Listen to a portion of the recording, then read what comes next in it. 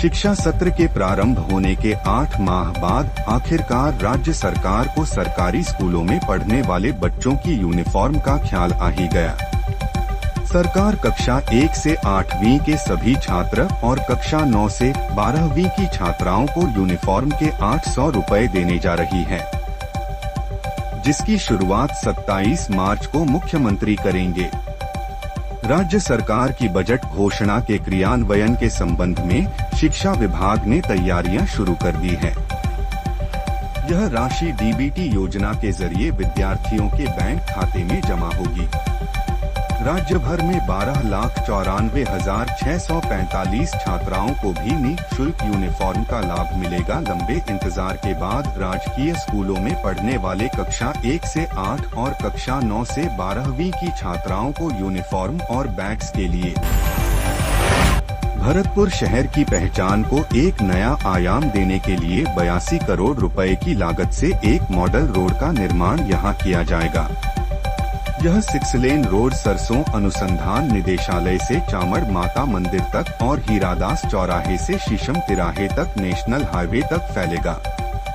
इस रोड का डिजाइन जयपुर के प्रसिद्ध जेएलएन मार्ग की तर्ज पर होगा। राज्य सरकार की ओर से बजट घोषणा 2025 से 26 में इस परियोजना को मंजूरी दी गई थी और अब भरतपुर विकास प्राधिकरण बीडीए ने इस परियोजना के लिए टेंडर प्रक्रिया पूरी कर ली है। वर्क ऑर्डर जारी होने की प्रक्रिया में है, जिससे शहर के सौंदर्यीकरण को एक नई दिशा मिलेगी। बीडीए आयुक्त प्रतीक जुईकर ने बताया कि इस मॉडल रोड का निर्माण 3 हिस्सों में किया जाएगा। राजस्थान में मौसम बदलना शुरू हो गया है। उत्तरी हवा की वजह से देर रात अधिकांश शहरों में तापमान में 2 से 3 डिग्री सेल्सियस की गिरावट हुई है। वहीं अब अगले एक सप्ताह तक प्रदेश का मौसम शुष्क रहेगा। इसकी वजह से तापमान में 1 से 3 डिग्री सेल्सियस तक की बढ़ोतरी होगी। राजस्थान में पिछले 24 घंटे के दौरान मौसम शुष्क रहा और अधिकांश शहरों में धूप रही। कल दिन में अधिक तापमान बाड़मेर में 39.5 डिग्री सेल्सियस दर्ज हुआ।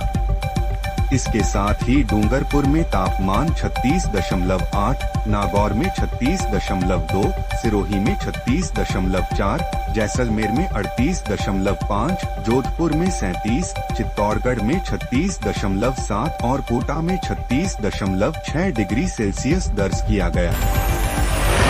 राजस्थान का स्थापना दिवस समारोह इस बार 7 दिन तक चलेगा। राज्य सरकार 25 मार्च से 31 मार्च तक राजस्थान दिवस उत्सव का आयोजन करने जा रही है। इसकी शुरुआत बाड़मेर में मातृवंदन महिला सम्मेलन कार्यक्रम से होगी। मुख्यमंत्री भजनलाल शर्मा 25 मार्च को बाड़मेर में मातृवंदन को समर्पित महिला सम्मेलन में शिरकत करेंगे। इस सम्मेलन में लाड़ो प्रोत्साहन योजना की लाभार्थियों और विभिन्न महिला समूहों को CIF राशि का हस्तांतरण किया जाएगा।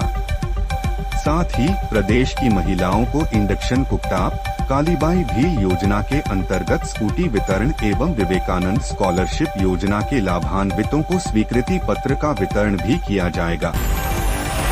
विद्युत विभाग भमवरगढ़ क्षेत्र में बिल जमा नहीं कर मुफ्त में बिजली आपूर्ति का आनंद लेने वाले उपभोक्ताओं पर सख्त हो गया है। विभाग के अधिकारी कर्मचारियों ने 100% राजस्व वसूली का अभियान छेड़ दिया है। गत 2 दिनों में 10 ट्रांसफार्मर उतारे गए हैं।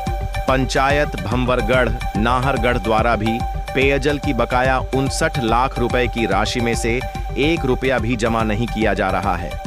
इनके भी कनेक्शन काटने की विद्युत विभाग तैयारी कर रहा है। सहायक अभियंता धनराज मीणा ने बताया कि मार्च माह में राजस्व वसूली के लिए ग्राम खलदा से 2, आचारपुरा से 1, भमवरगढ़ से 1, बोरदा बोरेन से 1, ग्राम घट्टा से 2, बांदीपुरा से 1, ग्राम साजड़ से 2 ट्रांसफार्मर उतारे गए।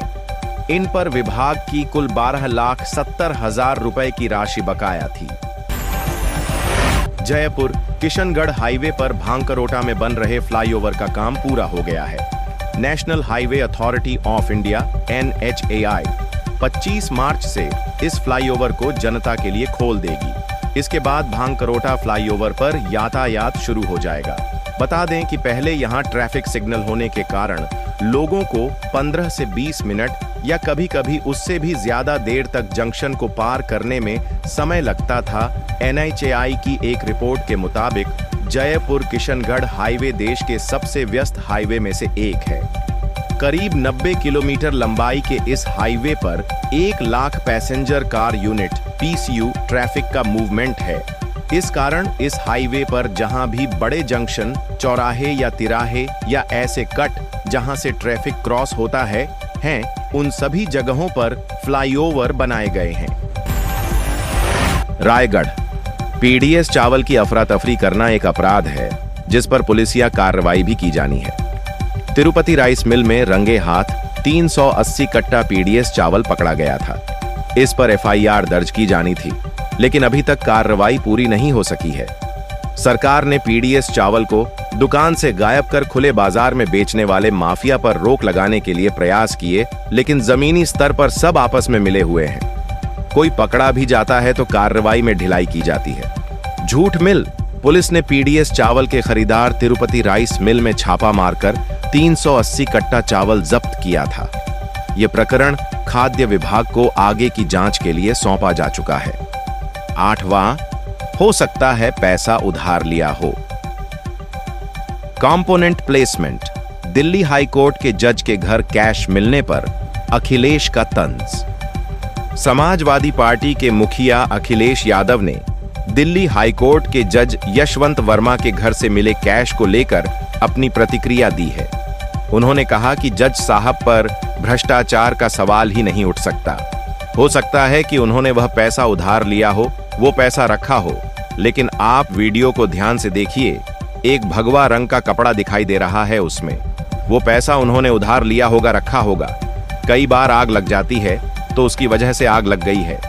ये तो कुछ पैसा पकड़ा गया है। हमने आपने कई 100 करोड़ पैसा पकड़ा देखा, लेकिन आज तक इसका पता नहीं कि किसका पैसा था।